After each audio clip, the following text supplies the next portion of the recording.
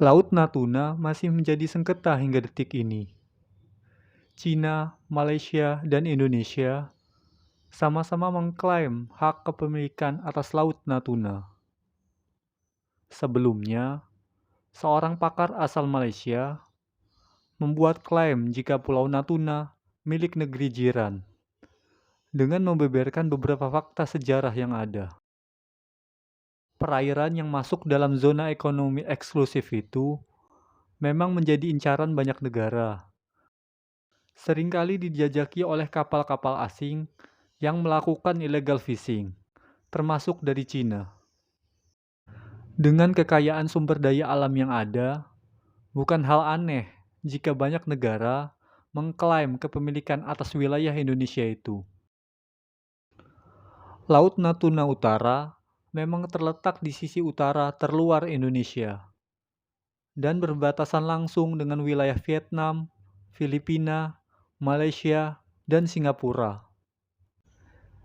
Jika kamu lihat dari peta, memang tampak Kepulauan Natuna diapit oleh Malaysia dan lebih dekat dengan Semenanjung Malaya.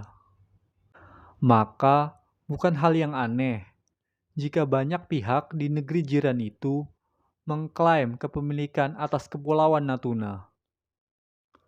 Walaupun berada di sisi terluar Indonesia, Pulau Natuna masuk ke dalam wilayah NKRI. Bukan tanpa alasan, ada sejarah panjang di balik itu semua. Tercatat pada tahun 1842, ketika Indonesia masih di bawah jajahan Belanda, ada konflik yang sempat terjadi. Saat itu, Inggris yang tengah menjajah wilayah Malaysia harus berkonflik dengan Belanda untuk menentukan batas wilayah kekuasaan. Menghadapi konflik tersebut, kedua negara akhirnya membuat perjanjian Anglo-Dutch yang membagi batas wilayah yang kini disebut Malaysia dan Indonesia. Dalam perjanjian itu, Inggris mendapat wilayah Semenanjung Malaya dan Singapura. Sedangkan Belanda memiliki bagian Pulau Sumatera, Kepulauan Lingga, dan Riau. Oleh sebab itu, pada tahun 1945, saat Indonesia merdeka, wilayah yang dulunya masuk ke dalam kekuasaan Belanda akhirnya diwariskan, termasuk Kepulauan Natuna. Berdasarkan hukum internasional UNCLOS PBB pada tahun 1982, Kepulauan Natuna dan Laut Natuna Utara akhirnya disahkan sebagai wilayah Indonesia dan menjadi zona ekonomi eksklusif Indonesia. Meskipun Indonesia memiliki hak milik atas Kepulauan Natuna, tapi baik pihak Malaysia dan Cina masih mengklaim kepemilikan tersebut.